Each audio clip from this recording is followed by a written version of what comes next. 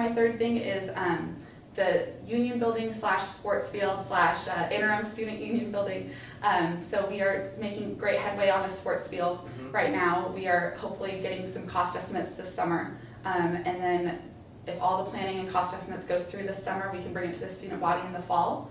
And if approved by the student body, it will hopefully begin construction midway through next year. Wow, fantastic. So hopefully, if all goes as planned, we might have a sports field at the end of next year. Wow, cool. Which is exciting. And then the union building is something that's being planned right now. Right. And because that's a couple years away, what we're working with administration right now to do is to plan an interim student union building, or an interim student gathering place, which would be in the bookstore.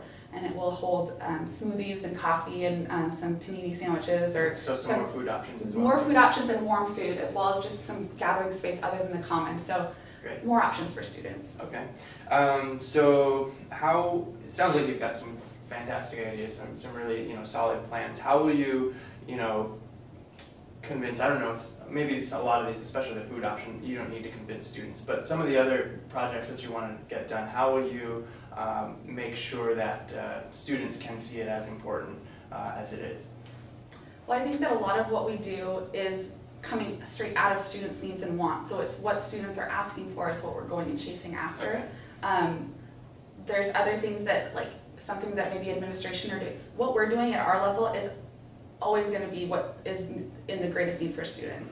But maybe at the administrative level, if something is going on that just has to, like a tuition increase or something like that, that we are not necessarily controlling or choosing, but we provide the mediation between the administration and the students. So when students are upset about something or concerned or have questions, what we do is we provide the response to the administration and say, this is what students are hearing or thinking or wondering. How can we, and they will come, they're great, and they'll come out. We had a lot of students talking about parking. Right. So 2 days later, we had John Shaheen, who is the director of parking, director of auxiliary services, and he came out and stood out from 7:30 to 8:30 at night to talk to all the night students about parking, and then he came the next day also to talk to the day students.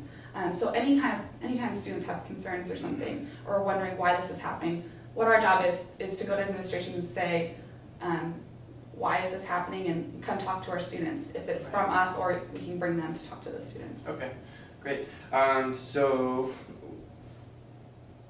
who would you say is primarily, this is kind of a philosophy question, who would you say is primarily responsible? Where does the buck stop in terms of spearheading change on campus? Is that with the students, the administration, faculty, or with you guys? I really think it's students, and I think that's something that I can say has come through a few years of experiencing it. I came in and I was a freshman in college and had no idea how a state college university system would work, but it's incredible, and I think the relationship we have with our administration is why, that if they're doing something that we absolutely are saying no, we don't want this to happen, or we don't want this new building, or we want it this way, they're very open to listening to that. And when we have great need as students for something, all we have to do is create numbers and go to administration and say, this is something we really need right now. How can we work toward, and if it's something that's not attainable immediately, they will sit down and say, how can we work towards it? And I think it's the student body that drives change on this campus and drives this campus forward. Right. Okay. Last question I've got is there anything that you on a personal level, what would you like to gain this year? I mean, you probably gained a lot of great experiences over these 2 years. What else do you want to take away from this third year serving on student government? That's a great question. I really want to not necessarily start, but continue the growth. Just the UWB, when I came here, people would say, oh, I go to UW in Bothell. Right. And that's how it was. That's how it always was, because nobody really understood what UWB was. I think that's very much changing, and I really want to drive that forward. I want to grow, and that's personally because this is my university, and this is your university, and the pride, we have such pride for this campus, and I want to make everyone have this pride. I will go and I will talk to anybody and tell them exactly where I'm from. It's from Bothell, it's not from UW in general. Right. And the more and more we change and grow and develop this campus, the more and more we can brag about it, because we know we're an incredible place. But making sure that the entire state and the country sees that, honestly, it's incredible, and I want to share that with everybody, and so that our students can be very prideful. Great, fantastic. So, lastly, is there anything you'd like to say directly to the students, or final thoughts?